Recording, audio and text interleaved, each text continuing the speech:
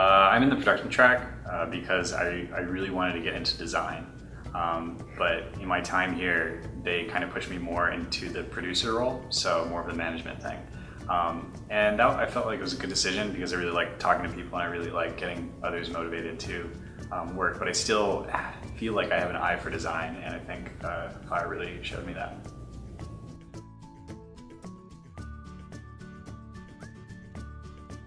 So my undergrad, I got a computer science degree, and it really helped because I was able to help out the team with scripting and getting into the engine and really trying to help the programmers solve problems. More of a support role than like a direct programming role. And it's really good because it helped me to understand where the programmers were coming from and what their needs were as well.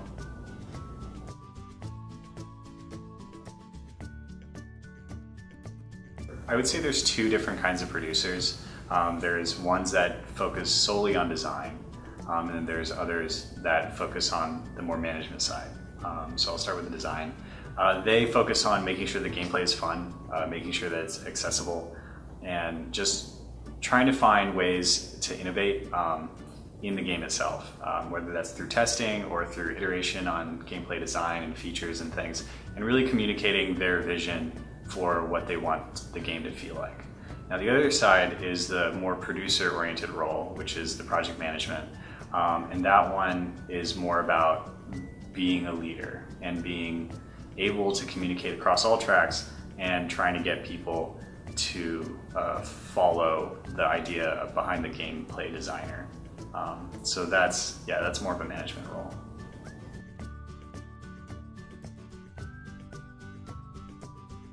Honestly, I don't know. I knew that this would be kind of the gateway into making games, into being a part of the industry. Because before I was just doing, amateur stuff, flash games on my own, and trying to really get a feel for it. But this place really brought me over that hump, and brought me into the fold of the industry and showed me what it's really all about. So going in, I didn't know what to expect because I felt like I was on a good path, but once I got here, you are immersed in it. So you have to do everything you can to become that professional.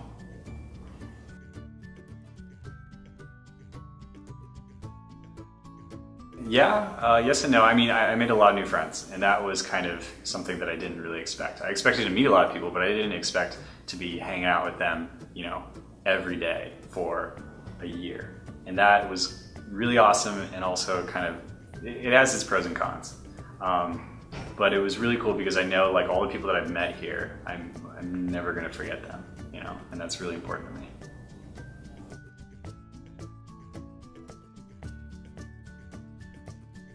Honestly, I feel like all of it has been a pretty big challenge, but FIEA makes it so that you can overcome them pretty quickly, or you can find the means to do that.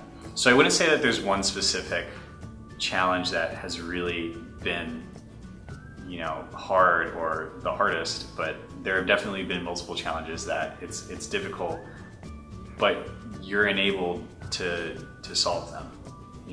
There's not anything that you can't do here, really, in terms of game development.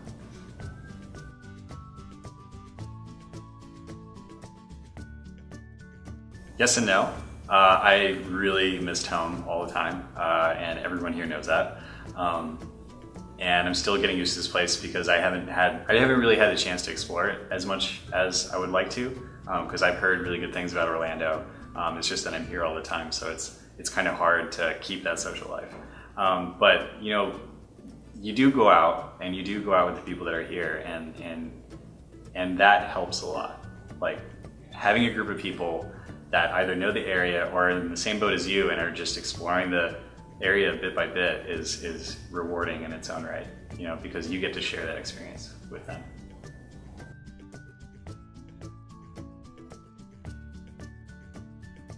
So I came in wanting to be a designer, and then thinking that I was just gonna go out and get a job and stuff. And that's definitely possible for anybody that comes here. You can get a job and go out and be awesome in the industry working for some really awesome company. But as time went on, what I realized is what I really wanted to do was to start my own video game company. And so in the last semester, we started up Papa Games and are working on our first product, which is just amazing to me. Like, I love it. I love that I'm independent with Brian Widman as the co-founder, and we're able to do this thing that we've always, I guess, subconsciously wanted to do. And this has been the opportunity for me to do it. So, what better time, right?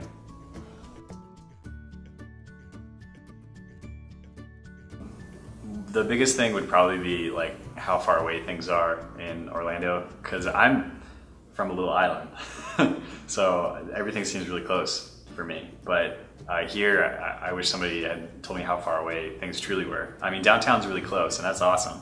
But I have to drive far away to get home, and go to sleep.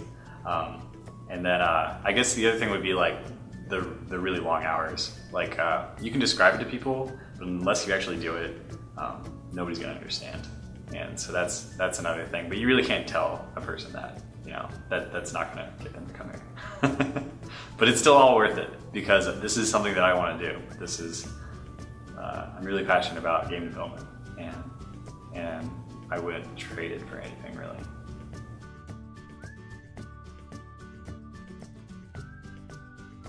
Learn to cook.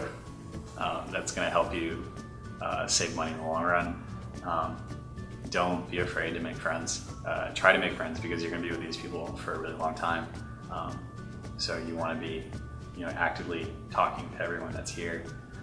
And don't be afraid of diving into the engine. Don't be afraid of engines, because you need to be able to get in there and help out the team. Everything you do is team-oriented, so you need to be a good communicator, and you need to be good at expressing yourself and expressing your ideas. Also, I would highly recommend taking up a hobby that doesn't involve looking at screens. Play the guitar, read a book, write poetry, or whatever it's going to be. Just do something that takes your mind off of game development, because otherwise you're just going to go bananas.